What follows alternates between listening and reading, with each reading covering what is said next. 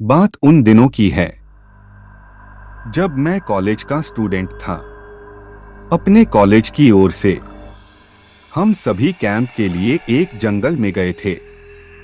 हल्की ठंड थी। रात में हम सबने पूरी रात कैंप फायर के साथ डांस करने, गाने आदि का प्रोग्राम तय किया था।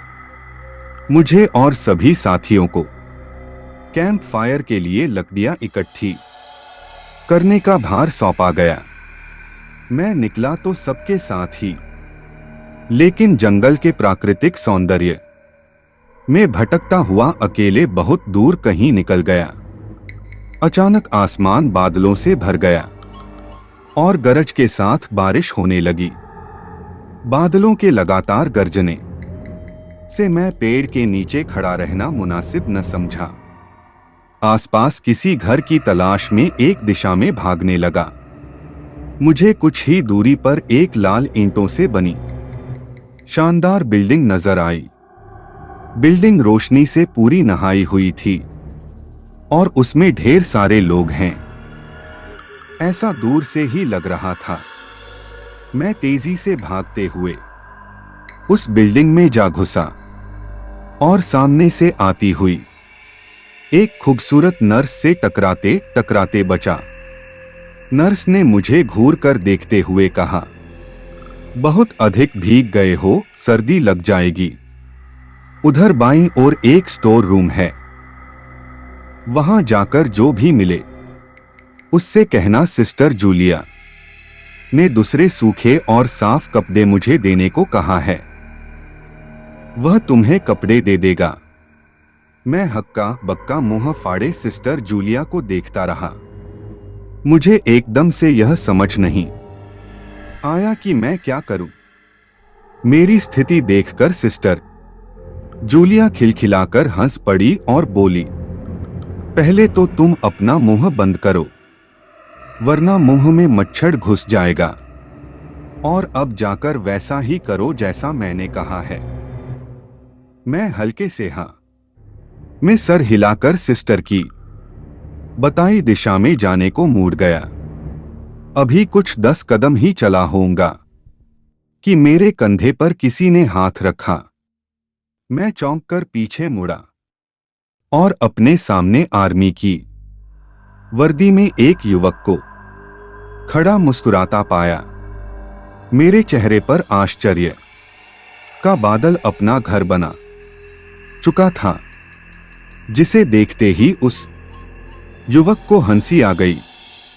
उसने धीमे किंतु दृढ़ स्वर में कहा, मैं कैप्टन विनोद हूं और यह हमारे देश की आर्मी का हॉस्पिटल है। कैप्टन विनोद की बातों ने मुझे आश्वस्त किया। मैं अब धीरे धीरे सामान्य हो गया और मैंने कैप्टन विनोद को सिस्टर जूलिया की कही बातें बताई। सुनकर कैप्टन विनोद के चेहरे पर रहस्यमयी मुस्कान फैल गई और वे बोले, तो सिस्टर जूलिया से भी मिल चुके हो? जी, क्या मतलब है आपका? कुछ नहीं, चलो मैं तुम्हें सूखे कपड़े देता हूं, चेंज कर लो, नहीं तो सच में सर्दी लग जाएगी। और मैं कैप्टन विनोद के पीछे पीछे एक बड़े से कमरे में पहुंच गया। कमरे के चारों ओर हरे रंग के पर्दे लगे हुए थे। एक और एक बड़ा सा बेड पड़ा हुआ था और उसके सामने एक सोफा था। बीच में एक टेबल था जिस पर 2 ग्लास, एक बड़ी बोतल ब्रांडी की और 1 या 2 पत्रिकाएं पड़ी हुई थीं। कमरे के एक कोने में एक बड़ी सी अलमारी थी, जिसमें से कैप्टन विनोद ने एक आसमानी रंग का कुर्ता पायजामा निकालकर मुझे दिया और कमरे से लगे बाथरूम की ओर इशारा किया। मैं बाथरूम से कपड़े चेंज कर जैसे ही निकलने लगा, मेरी नजर बाथरूम की एक दीवार पर पड़ी। वह खून के छींटों से भारी हुई थी। यह देखकर मैं घबरा गया और जल्दी से बाहर निकलने को मुड़ा कि बाथरूम में लगे आईने में खुद को ही देखकर चौंक गया। आईने में मेरा पूरा शरीर तो नजर आ रहा था, लेकिन मेरे शरीर पर से मेरा सर गायब था। अब मुझे डर लगने लगा और मैं हड़बड़ाकर बाथरूम से निकल गया। मुझे इस तरह बाहर निकलते देख कैप्टन विनोद ने हंसकर पूछा, क्या हुआ? अरे हाँ, तुमने तो अब तक मुझे अपना नाम ही नहीं बताया। कहाँ जाओगे? बाहर बहुत तेज बारिश हो रही है, लेकिन तुम जाना क्यों चाहने लगे? अचानक यह मैं समझ नहीं पा रहा हूं। कैप्टन विनोद, आपकी बाथरूम की एक दीवार पूरी खून के छींटों से भरी हुई है और आपके बाथरूम में लगा आईना भी कुछ अजीब सा है।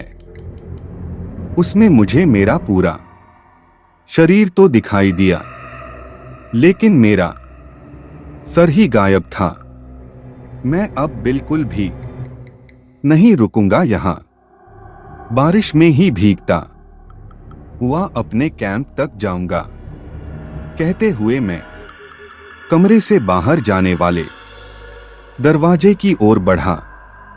रुको! तभी कैप्टन विनोद की कड़कती आवाज गूंजी, तो तुमने सब कुछ देख ही लिया? जी, क्या मतलब है आपका? मेरी आवाज में डर भर गया था। मतलब चाहे जो हो, तुम तब तक यहां से नहीं जा सकते जब तक मैं तुम्हें कुछ बता न दूं। क्या बताना चाहते हैं आप, जो आज तक कोई न जान सका? जो आज तक कोई न जान सका, वह मैं जानकर क्या करूंगा? प्लीज अब मुझे जाने दें। मैं डर से रुआंसा हो गया। नहीं, बिल्कुल भी नहीं, और तुम्हें मुझसे डरने की भी कोई जरूरत नहीं। सैनिक सबकी रक्षा के लिए होते हैं। मैं भी तुम्हारी सुरक्षा ही कर रहा हूं। कैप्टन विनोद के स्वर में कोमलता थी।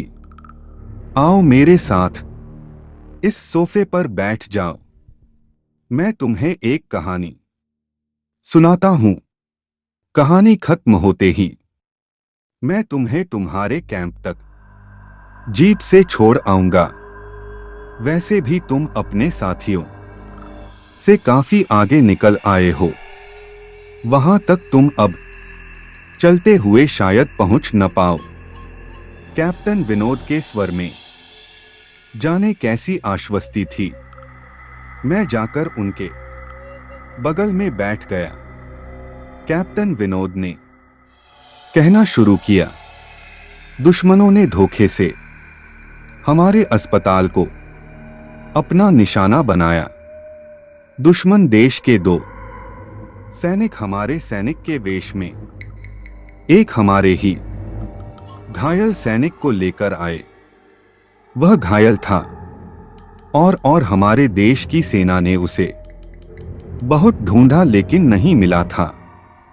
शायद साजिश के तहत उसे घायल होते ही घुसपैठियों ने कहीं छुपा दिया था।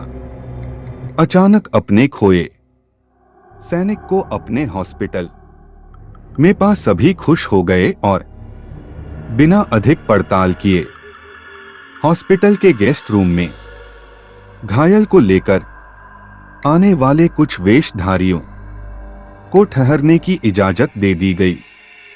अभी उस सैनिक का इलाज चल ही रहा था कि जोरों का ब्लास्ट हुआ और पूरा हॉस्पिटल एक पल में खंडहर में तब्दील हो गया। लेकिन हॉस्पिटल तो अपनी शानदार स्थिति में खड़ा है। मेरी बातों को अनसुना कर कैप्टन विनोद ने अपनी बात जारी रखी। कोई नहीं बचा उस ब्लास्ट में। दीवार पर पड़े खून के छींटे भी उसी ब्लास्ट में मारे गए हॉस्पिटल के कर्मचारियों के हैं। हाँ, पर यह हॉस्पिटल तो मुझे खंडहर नहीं दिखता। जवाब में कैप्टन विनोद के चेहरे पर रहस्य भरी मुस्कान फैल गई और उनका चेहरा अजीब से भावों से भर गया। मैं उनके चेहरे को देखकर अंदर से दहल गया। फिर भी मैंने हिम्मत कर पूछा, आप उस ब्लास्ट में बच कैसे गए? सुनते ही कैप्टन विनोद ठहाका लगा कर हंस पड़े और मुझ पर एक भरपूर नजर डालते हुए कहा, यह कहानी आज से मात्र 10 वर्ष पहले की है और मैं तो आज से 50 वर्ष पहले मर चुका हूं। इसके आगे उन्होंने क्या कहा मुझे कुछ नहीं मालूम।